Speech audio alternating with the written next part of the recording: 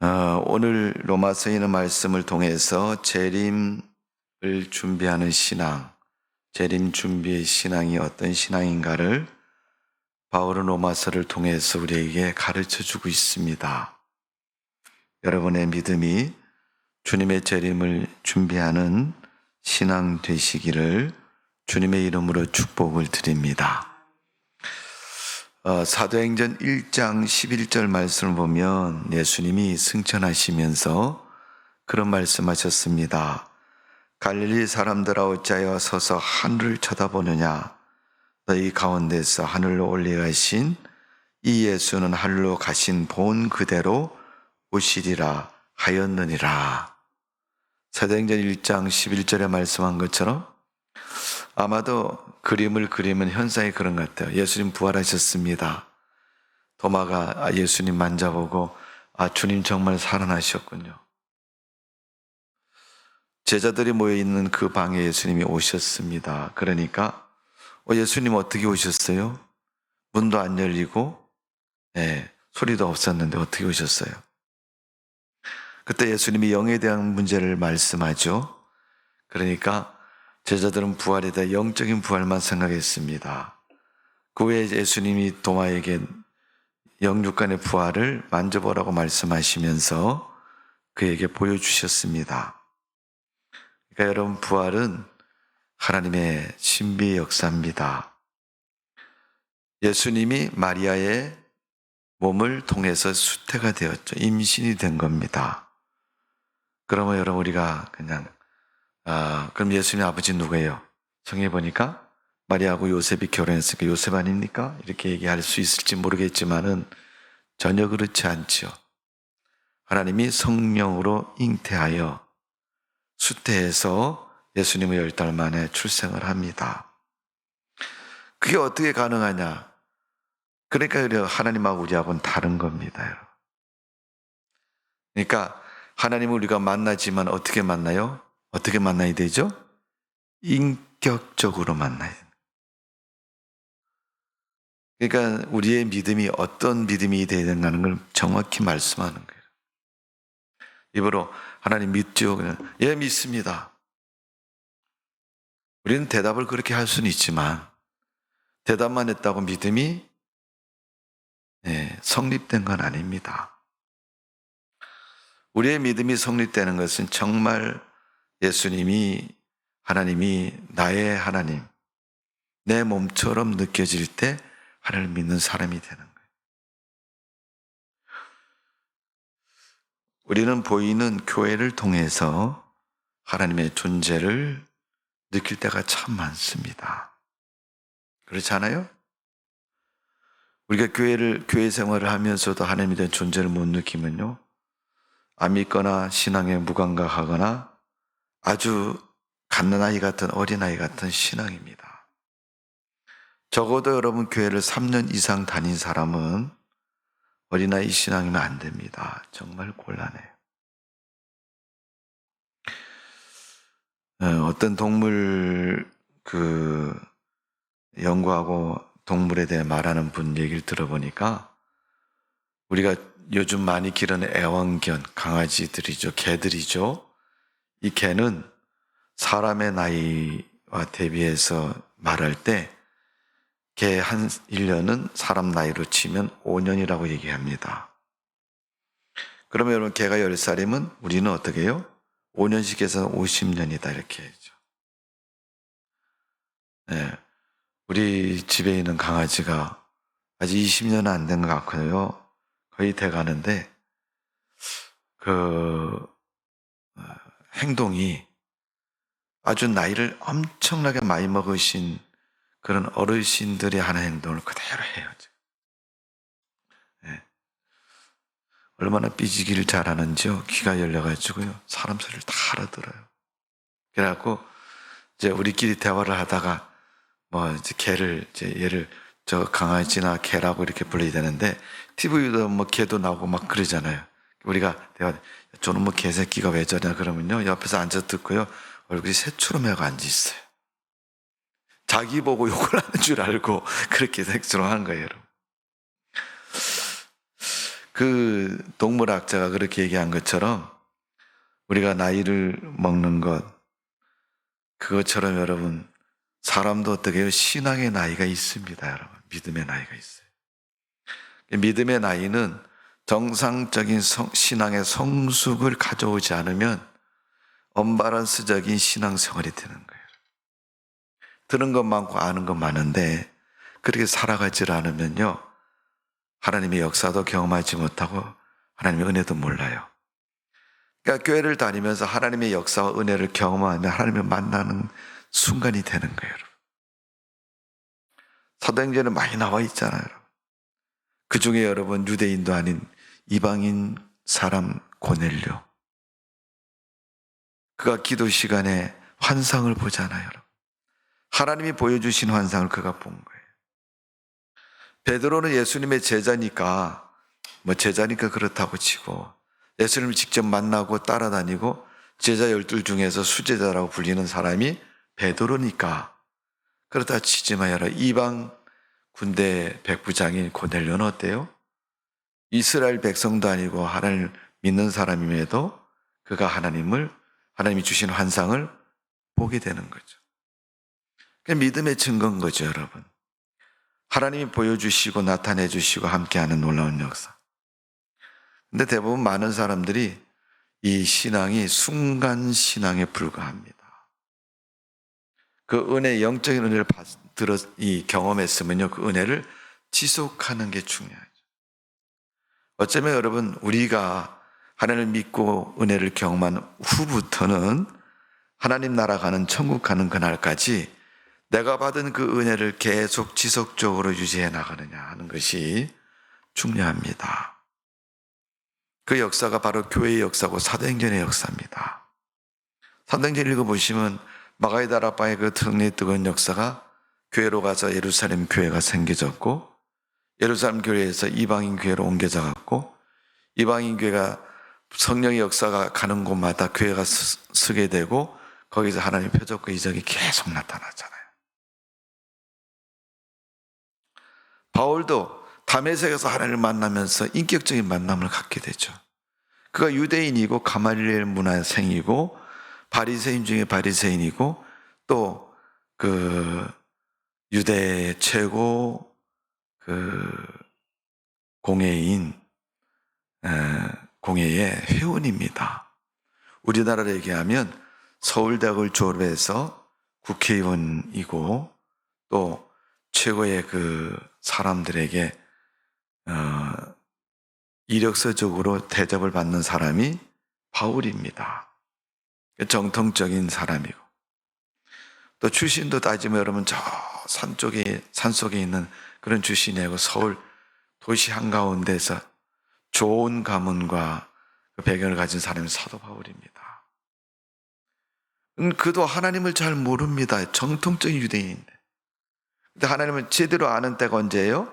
사도행전 9장에 다메섹에서 하나님을 만날 때 되잖아요. 과연 하나님이 어떻게 살아계시는가를 그가 경험한 거는요, 자기 눈이 어두워졌다가 밝아지는 그런 경험. 후로부터는 이 백부장이 경험했던 그런 이방인과 또 하나님의 은혜를 경험한 예수님의 제자 반열에서 일하는 이 바울의 그 신앙의 모습을 보면 그 사역 가운데서 하나님이 살아계심을 늘 경험하고 아는 걸 볼 수 있습니다. 다메섹에서 큰 역사가 있은 후에 바울에 대한 성경의 기록은요, 그가 아라비아 광야에서 지냈다 3년 동안. 그걸 어떤 분들은 이제 그냥 의인화시켜서 미화시켜서 바울이 3년 동안 아라비아 광야에서 뭘 했겠느냐, 기도하고 금식하고 하나님과 깊은 교제 속에 영적인 사역을 준비했을 것이다. 믿음의 사역을 준비했을 것이다. 성경을 보면 바나바가 다소에 가서 이 바울의 고향에 가서 바울을 찾아가지고 데리고 이 안디옥 교회에 옵니다. 그리고 교회 앞에 소개를 하고 그 다음에 예루살렘 공회할 때 바울을 데리고 예루살렘에 가요, 바나바가. 그래갖고 그 공회 앞에서 얘기를 해줍니다. 이게 바울이 경험한 신앙의 그 다메섹에서 일, 또 아라비아 광야에서의 일, 안디옥 교회에서의 사역에 대한 하나님의 역사, 그런 놀라운 역사를, 바울을 통해서 일어나는 그 놀라운 역사를 소개를 하고, 이 사람 하나님의 은혜를 제대로 경험한 사람이고 하나님의 일에 능히 쓰임받을 수 있는 그런 사람이라고 말하고 있는 겁니다. 지금 그런 사람들이 예루살렘 모이라고 했는데 모여 있는데, 그 사람들이 보는 앞에서 예수님이 부활하셔서 하늘로 승천하는 모습을 사도행전 1장에 기록을 하고 있습니다. 여러분 생각해 보세요. 예수님 부활하셔서 앞에 서 있는데 그분이 하늘로 이렇게 올라가시는, 저기 연기처럼 이렇게 쭉 올라가시는 거예요. 오, 예수님 올라가신다. 지금까지 여러분 땅 위에 인간들이, 사람들 중에 그렇게 올라간 사람이 있나요, 여러분? 없지 않습니까? 근데 구약에 보면 하늘로 데려가신 사람이 두 사람인데 누구예요? 엘리야. 요단강 건너편에서 불말과 불병거에 타고 하늘로 올라갔죠. 그 다음에 에녹이라는 사람이 창세기에 나오는데, 에녹을 하나님이 데려가셨다. 성경 그렇게 기록하고 있잖아요. 예수님이 올라가시는 모습을 보고 사람들이 의아해서 놀래가지고 멍하니 쳐다보니까 사도행전 1장 11절에 그렇게 말씀하는 거예요. 갈릴리 사람들아, 어찌하여 서서 하늘을 쳐다보느냐? 너희 가운데 하늘로 올라가신 이 예수는 하늘로 가신 본 그대로 오시리라. 다시 온다는 거예요. 재림이라는 것은 두 번째 온다는 얘기입니다. 그래서 성경은 재림을 기록하고 있고, 성경은 그 재림을 세상의 심판과 함께 기록하고 있어요. 그래서 대부분 우리가 예수님 다시 오면 세상을 심판하실 것이다, 그렇게 가르치고 말하고 있지 않습니까? 오늘 바울이 로마 교회 성도들에게 로마서 13장 1장부터 여러분 로마서 8장까지는 죄에 대해서 어떻게 구원받는가 교리적인 면에서 가르쳤고, 그 다음에 하나님 말씀에 대해서, 믿음과의 관계, 믿음과의 관계에서 하나님 말씀의 역할과 하나님 말씀의 능력, 그런 성도들이 신앙생활을 잘 유지하고 신앙생활을 잘 지속하기 위해서는 교회 생활이 꼭 필요하다는 거예요. 여러분, 귀에 딱지가 않도록 말하는 말 있죠. 교회를 다니면서 교회 빠지지 마세요. 집사님 아무개씨 교회 빠지지 마세요. 예배 꼭 참석하세요. 어떤 예배든지 꼭 참석하세요. 여러분, 우리가 육신의 시간적인 면에서는 새벽 예배가 가장 힘들고 어렵습니다. 그때서 여러분 새벽 예배 나오면 100점, 주일날 나오면 80점, 수요일에 나오면 50점, 이렇게 점수 매기는 건 아닙니다. 예배는 나오면 다 100점이에요. 5번 나오면 500점이고 10번 나오면 1000점이고, 예배는 여러분 참석하고 예배를 드리면 100점인 거예요. 신앙의 100점인 거예요. 만점이라는 거죠. 근데 안 참석하면 빵점인 거예요. 새벽 예배는 힘드니까 150점, 수예배는 새벽 예배 보면 절반밖에 안 되는 그냥 50점, 이런 게 아니죠. 왜 100점인지 아세요? 예배 참석하면 다 하나님 앞에 드린 예배이기 때문에 그래요. 우리가 드린 예배는 모두 하나님께 드린 예배입니다. 그래서 재림을 준비하고 재림을 기다리는 신앙이 되라고 말씀하고 있습니다. 바울이 그 재림의 신앙을 준비할 때 어떻게 준비해야 되냐, 5가지 그 비결을 가르치는 게 오늘 본문의 말씀입니다. 첫 번째는 11절 읽어드립니다. 또한 너희가 이 시기를 알거니와 자다가 깰 때가 벌써 되었으니, 이 시기를 말하면서 첫 번째 말한 것은 잠에서 깨어있는 신앙이 재림을 준비하는 신앙이다. 여러분, 일단 잠을 자면요, 사람에 따라 좀 다르지만 잠을 자면 어떤 사람은 띠매가 가도 모른다, 그렇게 얘기하는 사람 있잖아요. 깊이 잠들어서 발로 차도 모르고 주먹을 한 대 쥐어박아도 모르고. 예, 애들이 제일 수학여행 가서 많이 하는 게 뭐예요? 도화지도 아닌데 얼굴에 화장하는 걸 제일 많이 한다 그러잖아요. 그러니까 수학여행 가는 애들이 밤에 먼저 자기보다 만든 애들에게 수염을 그린다든가 얼굴에 점을 찍어 놓는다든가 아니면 빨간 매직으로 볼을 터치해 놓는다든가. 네. 또 어떤 친구는 짓궂어 갖고 콧구멍을 크게 그려놓는데 이렇게 일어나면 와 귀신이다.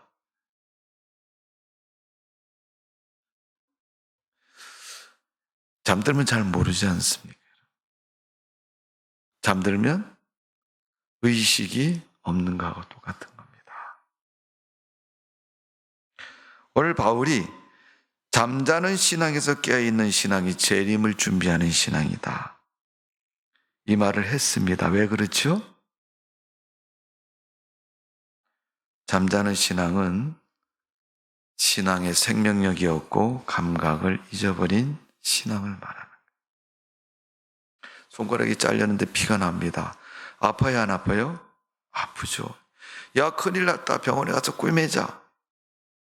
상처를 잘 치료하기 위해서 꿰맨다. 그러면 여러분 뵌 것을 아는 겁니다. 그런데 신경 조직이 죽은 손가락은요, 배워도 잘 몰라요.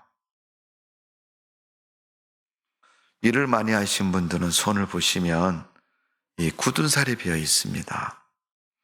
굳은 살은 딱딱해진 살이, 굳어진 살이 말 그대로 이제 신경세포 조직이 이렇게 정상 조직에서 비정상적인 조직이 되어서 칼로 이렇게 잘라내도 잘 모른다 그러잖아요. 우리가 여러분 하나님 말씀을 읽고 기도를 하고 정상적인 신앙 생활을 하면요, 우리의 영적인 감각이 살아있는 거예요. 사람은 영과 육으로 이루어졌잖아요, 여러분. 짐승은 영과 육으로 이루어지지 않아요, 여러분. 사도 바울은 3분설을 얘기해요. 혼과 영과 육 이렇게 표현합니다. 그러니까 영적인 것을 생각이나 마음 그리고 숨 쉬는 걸로 얘기하고, 혼이라는 것은 하나님이 주신 호흡이라고 얘기하기도 합니다. 그래서 하나님이 주신 영적인 부분, 또 사람의 마음속에 있는 정신적인 세계, 그리고 보이는 육신의 세계. 근데 육신의 세계가 닫혔는데 여러분, 영적인 문제도 같이 자극을 받는 거예요. 눈에 보이지 않는데 어떻게 같이 자극을 받습니까? 영과 육은 여러분 뗄 수 없는 관계이기 때문에 그렇습니다. 오늘 여러분 잠을 자다가 깨어있다는 신학은 지금 우리의 신앙이 정상적인 신앙이다, 바른 신앙이다 이렇게 표현하고 있는 거예요. 잠이라는 것은 뭘 의미합니까? 불신을 말하는 거예요. 잠이라는 것은 죄를 말하는 것이고 방심하는 것, 세속화된 것을 잠의 표현에 비유해서 말하고 있는 거예요. 신앙과 역행하는 것들을 잠이라고 비교하고 있습니다. 그러니까 그 역행하는 것을 어떻게 해요? 빨리 나와야 돼요.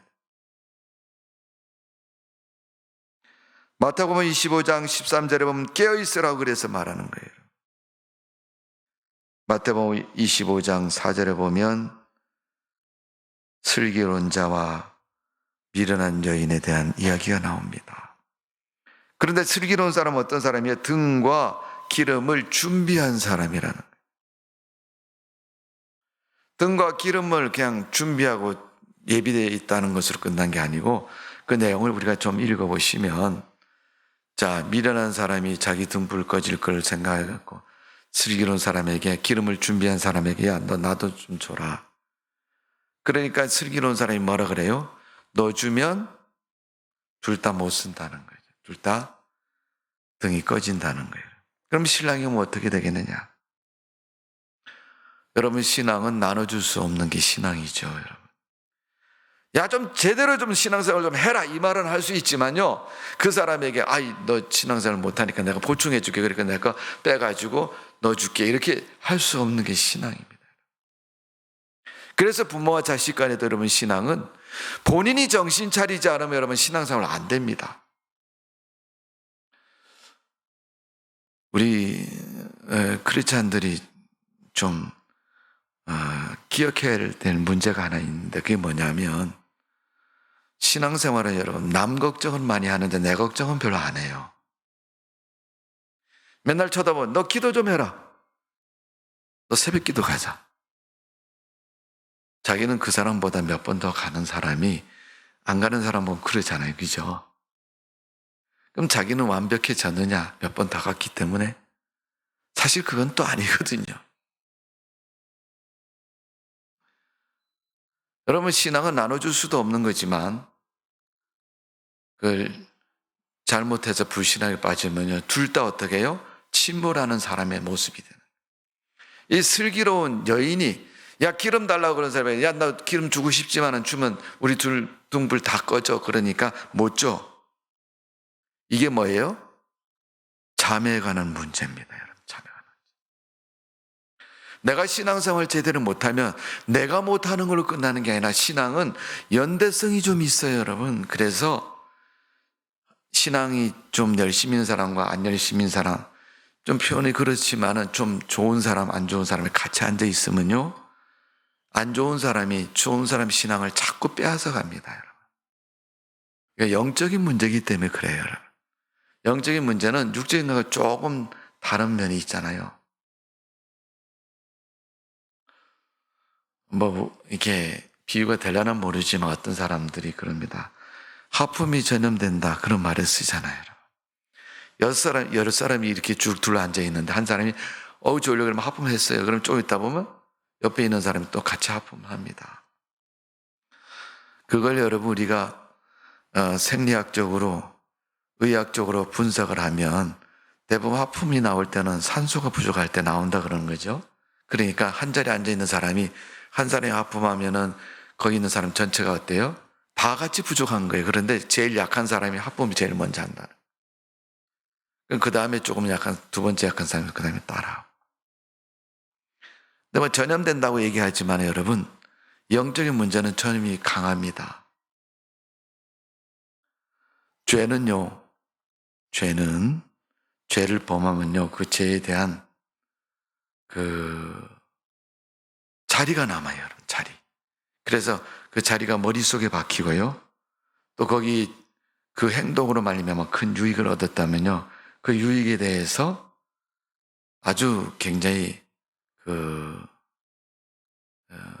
희열을 느끼는 거예요. 그래서 기회가 되면 또 죄를 또 범하는 거예요. 왜? 남았고 자기 손에 잡히는 게 있으니까 계속 그 방법을 통해서 이득을 얻으려는 그런 자세와 생각이 계속 남는 거예요.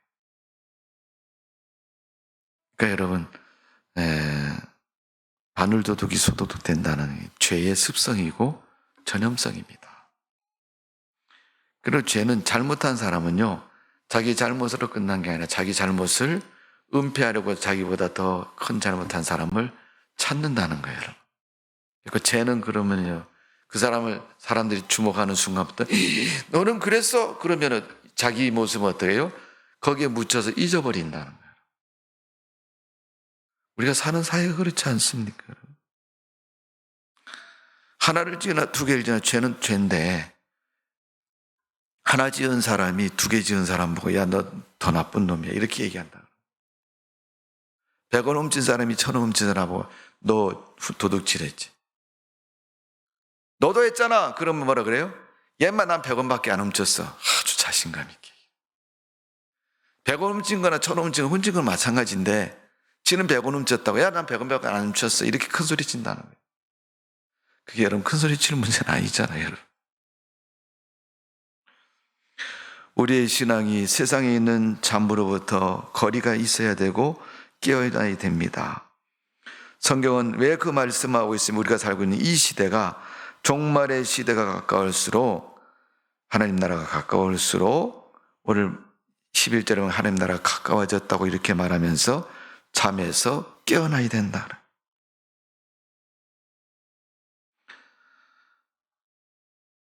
여러분, 신앙은 기도가 잠들면 신앙도 잠드는 겁니다. 그러니까 뭐 별걸 다 해도요, 저는 그래요. 저분이 얼마나 기도할까? 거기에 대해 관심이 많아요. 그리고 그분의 기도하는 걸 보고 그분의 신앙을 제가 평가할 수 있는 사람은 아니지만 자리가 자리인지라 교회를 이끌어가는 신앙의 지도자의 위치에서 나름대로 평가를 하죠. 그분의 신앙의 상태와 신앙의 깊이와 신앙의 모습을 나름대로 생각을 해봅니다. 에베소서 6장 18절의 말씀은 깨어 구하기를 항상 힘쓰라 그렇게 표현하고 있습니다. 누가복음 21장 36절에 보면 항상 기도하고 깨어 있으라 예수님께서 그렇게 말씀하셨습니다. 기도하는 자는 늘 주님과 함께 있는 자이고 주님과 대화하는 사람입니다. 여러분, 말하는 사람은 잠에 들지 않은 사람이잖아요. 떠드는 사람은 잠 안 자는 사람이 떠드는 거지, 잠자는 사람은 안 떠들어요. 잠자는 사람은 뭘 해요? 코를 골 뿐이지 여러분, 떠들지는 않습니다. 그럼 떠드는 소리가 더 시끄러울까요? 코 고는 소리가 더 시끄러울까요? 코 고는 소리가 시끄럽죠, 그죠? 네. 코 고는 소리는 유익한 소리는 아닙니다. 떠드는 소리는요, 듣기 싫은 소리도 있고 또 관심이 있는 이야기도 있어요. 어쩌다 보면 그 속에. 그러니까 귀를 기울이게 됩니다. 오늘 여러분, 잠에서 깨어있는 신앙은 어떤 신앙이라고 말할 수 있어요? 기도하는 신앙, 기도하고 있는 신앙이다. 기도하지 않는 사람은 잠자는 신앙입니다. 언젠가는 그 잠 때문에 여러분, 주님 오시는 것도 모를 때가 있습니다. 주님은 벌써 오셨어요. 어떤 사람이 그랬대잖아요. 100살 먹었는데, 천국에서 사자가 데리러 왔대. 야, 가자. 하나님 기다리신다. 그랬더니, 벌써 오셨냐고. 이놈아, 내가 너 가자고 한 적이 한두 번이 아니다. 언제 그렇게 말씀하셨어요? 그랬더니, 설명을 하시더라는 거예요. 너 60살에 백내장 수술하지 않았냐? 너 60살 넘으면서 머리카락이 하얘지지 않았냐? 너 65살 넘으면서 허리가 꼬부러지기 시작하지 않았냐?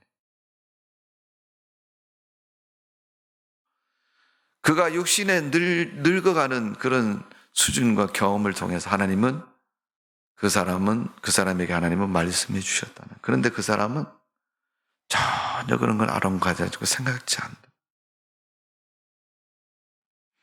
그렇기 때문에 여러분, 기도는 중요합니다. 내가 기도해야지 은혜도 경험하는 것이고, 내가 기도해야지 내 속에 내 심령도 내 마음도 다스릴 수 있고 알 수도 있는 거예요. 기도하지 않는 사람은요, 자기 속마음도 몰라요. 여러분. 자기 속마음은 자기만 원래 안다고 그러잖아요. 근데 자기 마음도 자기가 몰라. 우리가 잠에서 깨어있는 신앙 되시기를 바랍니다. 두 번째, 오늘 말씀 가운데 보면 재림을 준비하는 신앙은 어둠의 일을 벗는 신앙이다. 12절에 보면요, 밤이 깊고 낮이 가까웠으니 그러므로 우리가 어둠의 일을 벗고 그랬어요. 조금 이해가 쉽게 한다면 예수 믿기 전에 이전의 옛 생활을 가르치기도 합니다. 이제 하나님 믿었으니까 제발 그 옛 생활에 좀 벗어나서 이제 좀 새로운 삶을 살아라. 아니면 그 행위와 삶의 모습이 가끔이라도 옛날 생활 모습이 자꾸 나온다는 거예요. 어둠은 죄악의 삶을 말하는 것이고 죄 뒤에는 꼭 있는 사람이 있어요. 누가 있냐면 사단이 꼭 있습니다. 사단은 죄를 앞세우기도 하고요, 자기 존재를 절대 드러내지 않아요.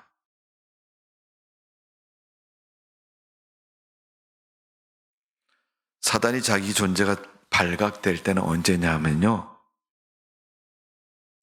죄가 죄인 줄 알 때 자기 존재가 드러나는 것, 들킨 것을 말합니다.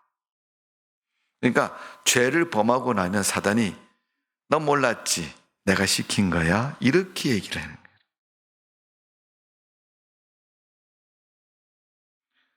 재림의 신앙을 가지고 눈이 열린 사람은 그걸 알게 되어 있습니다. 그래서 어둠의 일을 멀리하고 안 하는 거죠. 오늘 12절에 말하면 밤이 깊고 낮이 가까웠으니 어둠의 일을 벗자. 지금 우리가 살고 있는 세계의 도처는 죄의 방과 같이 깊은 그런 세상입니다. 죄에 타락되어 있는 소돔과 고모라산 같은 세상이 우리가 살고 있는 세상의 모습입니다. 세상은 지금 도덕적으로 타락했죠? 양심적으로 타락하고 있고요. 종교적으로 타락하고 있어요. 내가 볼 때는 도덕적이나 양심적인 타락은 벌써 많이 진행됐다고 보이고요. 종교적인 타락도 많이 진행된 것 같아요. 어울러서 윤리적인 타락과 부정부패, 테러, 폭행, 살인, 방화, 공중폭파, 해상폭격, 살인, 미사일 이런 것 때문에 여러분 세상은 다 그런 것으로 휩싸여져 있습니다. 여러분 뉴스를 보셔서 알겠지만 하루 만에 북한이 미사일을 8발을 쐈다. 그래갖고 요즘 뉴스가 대박이잖아요, 여러분. 세상이 무법천지고 아비규환이고 말로 다 쓸 수 없는 그런 세상이 되고 만 것입니다. 그래서 오늘 13절에 말한 것처럼 그러므로 우리가 어둠의 일을 벗어버리라는 거예요. 어둠의 일을 버려야 됩니다. 어둠의 일은 죄악이고 죄 뒤에는 마귀가 반드시 있습니다. 사단이 있습니다. 그 마귀가 하는 일을 응하게 되면 우리는 죄를 범하는 사람이 되고 믿음에서 분리돼서 날개 없이 추락하는 그런 모습이 되고 마는 것입니다. 세 번째로 12절에 말씀한 빛의 갑옷을 입자 그랬어요. 어둠의 일을 벗어버리고 그 다음에 빛의 갑옷을 입자. 제발 좀 마귀가 시키는 거, 사단이 시키는 건 좀 하지 말아요. 그래야지 여러분 성도라고 말할 수 있죠. 빛의 갑옷이라는 건 뭐예요? 갑옷은 전쟁터에 나갈 때 군인이 자기를 보호하고 총과 칼, 창, 화살을 에서부터 보호하려고 입는 옷이 갑옷이에요. 튼튼하게 생긴 옷입니다. 그러니까 얇은 천 된 게 아니고 화살이 날아와도 뚫지 못하는 딱딱하고 두꺼운 옷으로 되어 있는. 그것처럼 빛의 갑옷은 그런 옷을 말하는데 이것은 바로 예수 그리스도와 동행하는 삶을 가르쳐서 말씀하고 있는 거예요. 예수님이 마태복음 5장 13절에서 16절에 보면 나는 세상의 빛이요 소금이라고 말씀하셨어요. 예수님이 그런 모습이라면 그분이 나와 함께 계시고 나와 동행하면 나는 빛의 갑옷을 입은 사람이 되는 거죠. 왜? 그 빛이 예수님으로부터 나를 보호하고 나타내 주기 때문에.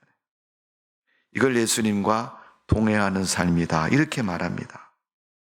그래야 죄에 빠지지 않고 범죄하지 않고 우리가 살아갈 수가 있습니다. 오늘도 예수님은 말씀하십니다. 우리 속에 계시는데 그 말씀하시는 루트가 길이 사람의 말이 아니에요. 그럼 무슨 말이에요? 영적인 언어로 말씀하는 거예요. 대표적인 예가 성령의 감동이다. 성령의 감동은요, 기도할 때 성령의 감동이 나타납니다. 환상과 표적을 통해서 나타난다. 좀 강력한 모습으로 나타나는 거죠. 그 다음에 말씀을 통해서 깨닫게 하고 알게 하시고 길을 안내하시는 분이에요. 시편 119편이 하나님 말씀에 대한 장이죠. 그 말씀을 읽어보면 하나님 말씀이 우리의 생명의 길이라고 말씀하고 있어요. 네가 살아갈 수 있는 출구는 하나님 말씀이라는 거예요. 오늘 제님의 신앙 준비하는 빛의 갑옷을 입은 성도이고 그 삶은 예수님을 모시고 사는 삶이라는 거예요. 누군가를 모시고 사는 사람은요, 참 제약을 많이 받아요. 요즘 우리나라는 이 개별, 세대별 개인주의 사회가 돼서 옛날 같은 사회 구조는 아닙니다. 그러나 옛날에는 이 공동체 구조로 되어 있었죠. 이제 한 집에 3대, 4대가 같이 살잖아요. 3대, 4대가 같이 사는 그런 집안에 보면 그 손주, 며느리까지 함께 사는데 저 할아버지, 할머니 높은 데 계신 부듯이 제가 손주, 며느리까지 이렇게 같이 한 집에 사는 사람이 많아요.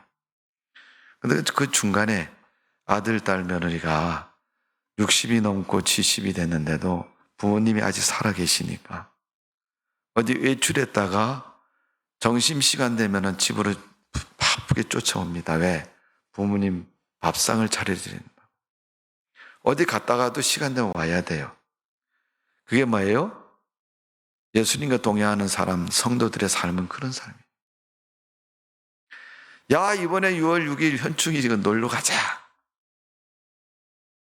마음을 작심을 하고 어디 멀리 놀러 가면요, 돌아올 수도 없잖아요.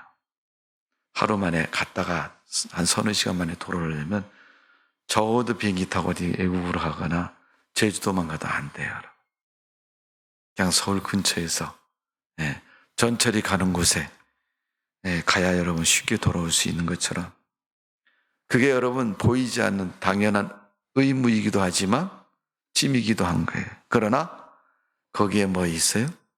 그 부모님의 모든 것이 다 내 것이다. 하나님이 그래서 너희가 하나님의 기업이라고 말하는 이유가, 성도가 하나님의 기업인 이유가 거기. 천국에 하나님의 것이 다 내 것이 되는 거예요. 좋아요, 안 좋아요? 듣고 보니 참 좋네. 그럼 너 예배 빠지지 마 그러면 인상이 팍 찌그러지잖아요. 예. 그거는 싫고 천국에 주는 하나님의 것은 내 것으로 하고 싶다. 여러분, 그거는 공식이 성립이 안 되는 거예요. 오늘 여러분 주님을 모시고 빛의 갑옷을 입은 성도가 되어서 늘 모시고 사는, 예수님을 모시고 사는 성도가 되어서 믿음에 흐트러질까 봐 조심하고 주의하고 근신해서 신앙으로 살아가는 성도가 되시기를 바랍니다. 그 사람이 빛의 갑옷을 입고 사는 사람입니다. 이 빛의 갑옷을 입은 사람은 100m 달리기 잘 못해요. 왜? 옷이 무겁기 때문에.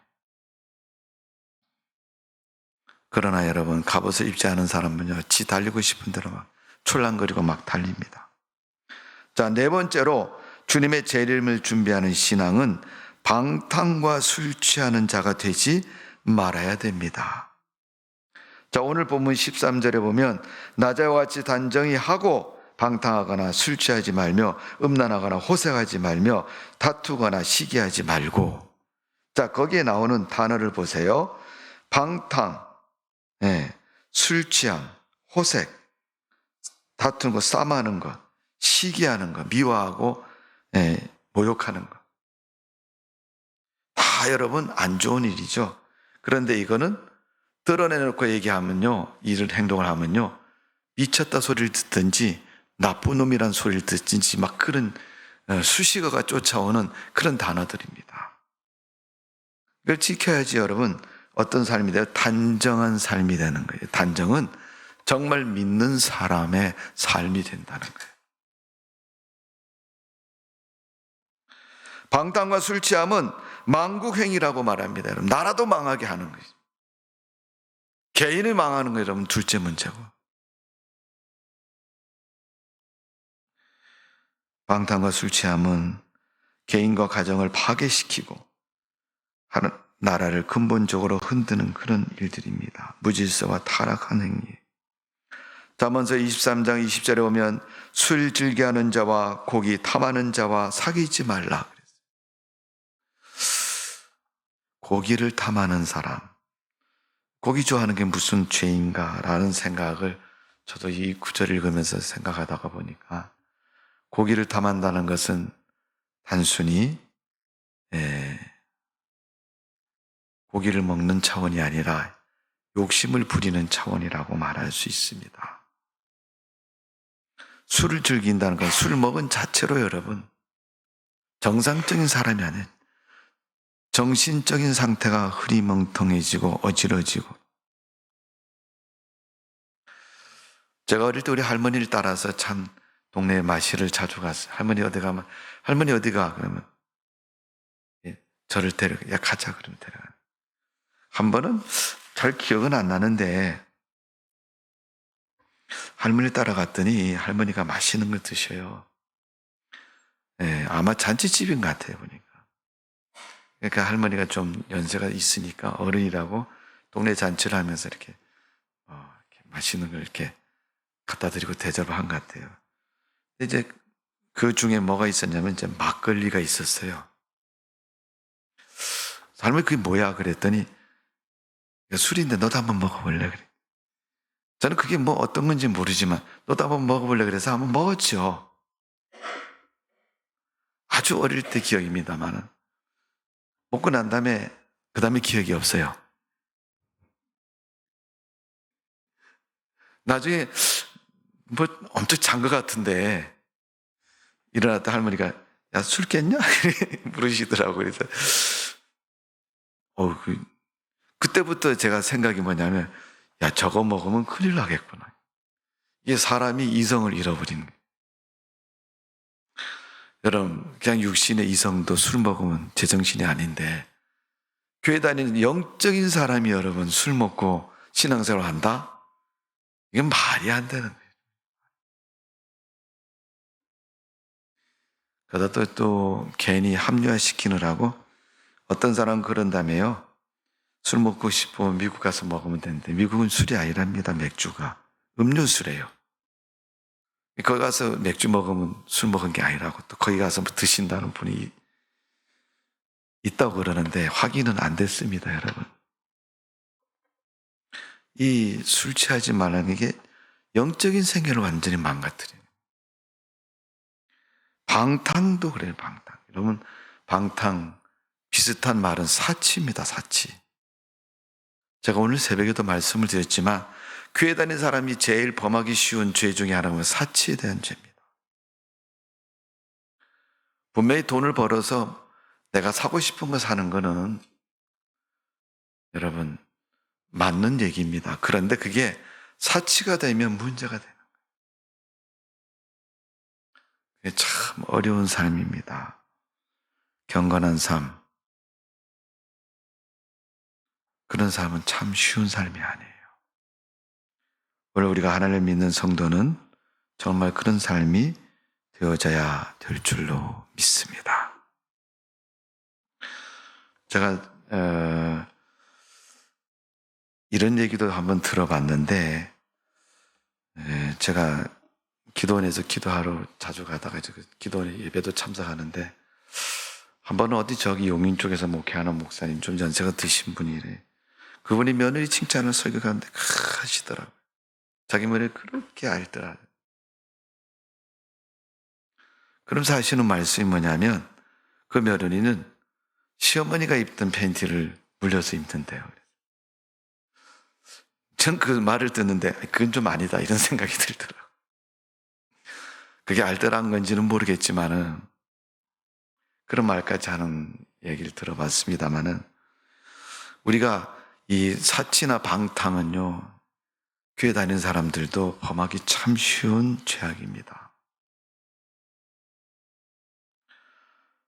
오늘 여러분 네 번째 재림을 준비하는 삶, 그 삶이 건실하고 또 분수에 맞으며 또 사치에 젖지 않고 또 먹지 말아야 할 음식 또 주초나 이런 것에 빠지지 않는 삶을 살아야 됩니다. 바울이 에베소 교회에서 말씀할 때 술 취하지 말라 이는 방탕한 것이니 그런 표현을 썼어요. 아마도 에베소 교회는 그런 일이 비일비재했나 보죠. 네. 교회에서 교회 남전도회 모임 갖고 구예배 모인다고 모여서 자, 우리 이제 예배 드렸고요.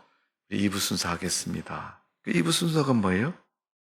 맥주집에 가 맥주 먹으러 가고, 그 다음에 3차로 노래방 가고. 아니, 구역예배 드리려고 모였으면 구역예배 드리고 다 집으로 흩어져야지. 술집에 가고 노래방 가는 건 뭡니까, 여러분? 그래서 왜 갔냐 그러면 침묵을 위해서 갔습니다, 목사님. 하나님을 잘 믿는 사람의 침묵과 세상적인 침묵은 여러분 분명히 다릅니다. 5번째 재림을 준비하는 신앙은 음란과 호색하지 말아야 된다 그랬어요. 음란과 호색은 우리 몸에서부터 안에서부터 시작되는 죄라고 말합니다. 왜냐하면 음란과 호색은 성적인 범죄에 해당되기 때문에 그렇습니다. 그래서 예수님이 마태복음에 보니까 여인을 보고 음욕을 품은 사람은 간음한 사람이다. 실질적으로 구약에 보니까 목욕을 하는 밧세바를 보고 이 다윗이 음욕을 품게 됩니다. 자기 신하를 지켜서 보니까 우리아의 부인이었고 그의 인과 동침하고 또 동침한 결과로 인해서 임신을 하게 되니까 발각이 되게 생겼잖아요. 그래서 그걸 숨기려고 우리아를 죽입니다. 살인죄를 범하는. 나단 선지자가 와서 다윗을 그냥 책망을 합니다. 이게 왕이 할 짓입니까? 이게 백성을 다스리는 왕이 그따구 짓을 하면 됩니까?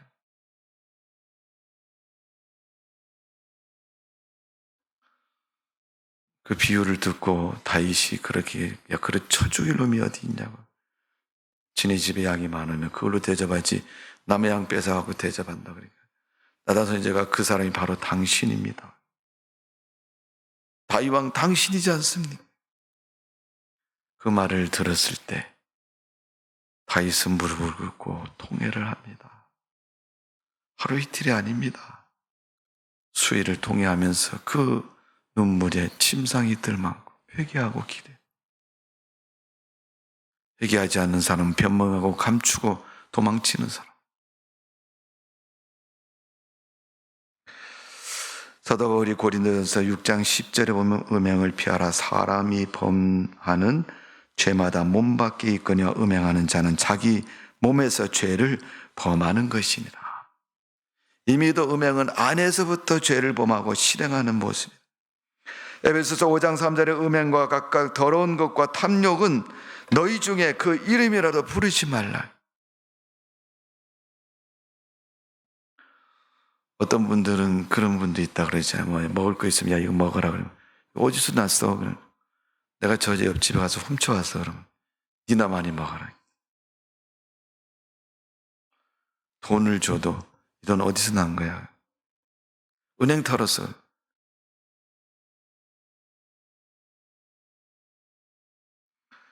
목사님이 어느 날 11조를 잘 안 하던 분이 11조를 엄청 많이 하셨대요. 그래서 개인적으로 불러서 물은 집사님 11조를 하셨는데 수입이 어떻게 생겼어요? 그렇게 11조를 많이 하셨어요.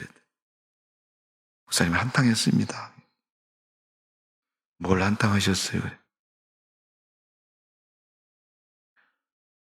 사람들 다단계를 모아가지고 계약한 사람들 돈을 탁탁 땡긴 거죠. 그리고 그 돈을 11조를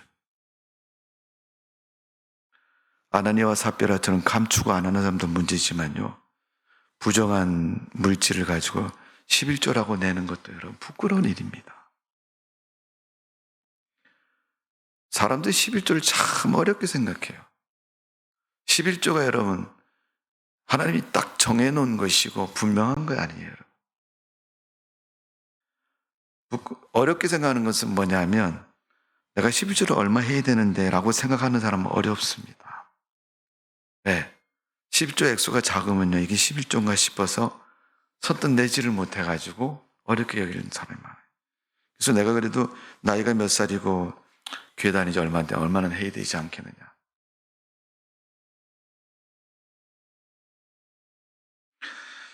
그거는 아닙니다. 11조는 여러분 많든 적든 11조에 불과한 겁니다. 오히려 11조를 하면서 생각해야 될 것이 뭐예요? 9개를 내가 쓰는 거에 대한 감사가 있어야죠. 하나님 앞에 드린 건 하나밖에 아니잖아요. 9개는 뭐예요? 내가 쓰는 거예요, 지금. 축복의 모습인 거예요. 베드로가 말한 것처럼 음란과 정욕과 술 취함, 방탕함, 연락함, 무법한 것, 우상 숭배하는 것, 이방인의 뜻을 쫓아 행하는 것, 지나간 때가 족하다고 말하고 있습니다. 오늘 여러분 재림을 준비하는 신앙, 제가 말씀을 드렸습니다. 첫 번째는 뭐라 그랬죠? 잠에서 깨어야 된다. 두 번째는 어둠의 일을 벗어버리고, 세 번째는 빛의 갑옷을 입고, 네 번째는 방탕과 술 취함을 버려야 돼요. 그런 신앙을 가져야 우리가 재림을 준비하는 신앙이에요. 쉽게 얘기하면 정신 바짝 차리고 신앙생활 하라는 거예요. 그게 재림의 신앙이에요. 그냥 오늘 되면 되고 말면 말고 적당히, 이런 신앙이 아닙니다. 정신 바짝 차리고 신앙생활. 기도하겠습니다. 아버지 하나님, 하나님의 은혜와 사랑을 감사드립니다. 사도 바울이 로마 교회 성도들을 로마서를 기록하면서 구원의 은혜를 가르쳤고, 또 성도로서 예배 생활, 믿음 생활을 가르치면서 다시 오실 예수님의 재림에 대해서 말씀하시고 가르쳐주고 있습니다. 주님은 내가 죽을 때까지 안 오실 거야, 그런 막연한 생각에 빠져서 방탕한 모습으로 신앙생활을 하지 않도록 하나님이 도와주옵소서. 우리 하나님 깨어있는 믿음 되게 해주시고 강건한 믿음 되게 하여 주옵소서. 예수님의 이름으로 기도하옵나이다. 아멘.